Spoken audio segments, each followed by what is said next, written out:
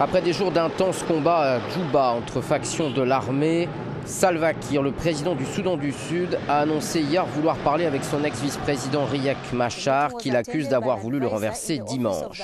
Les affrontements entre les troupes fidèles au chef de l'État et celles de son ancien numéro 2 ont fait selon l'ONU de 400 à 500 morts et plus de 800 blessés. Si un calme précaire a régné hier dans la capitale, des heurts ont éclaté près de Bor dans le nord du pays et à Torit au sud-est. Ban Ki-moon, le secrétaire général des Nations Unies, a appelé le gouvernement à coopérer pleinement avec la mission des Nations Unies au Soudan du Sud, où elle remplit, dit-il, son mandat de protection, y compris dans la fourniture de secours de base aux civils dans le besoin et dans la conduite des enquêtes sur les droits de l'homme, sur les allégations de violation des droits de l'homme au cours des derniers jours. Près de 20 000 personnes se sont réfugiées sur 2 bases de l'ONU à Djouba, où nourriture et eau commencent à manquer. Plusieurs ministres d'Afrique de l'Est se réunissent ce jeudi à Djouba pour tenter d'obtenir un cessez-le-feu avant que le conflit ne se généralise à tout le pays, mais signe de la gravité de la situation, les États-Unis et le Royaume-Uni ont commencé à évacuer leurs ressortissants.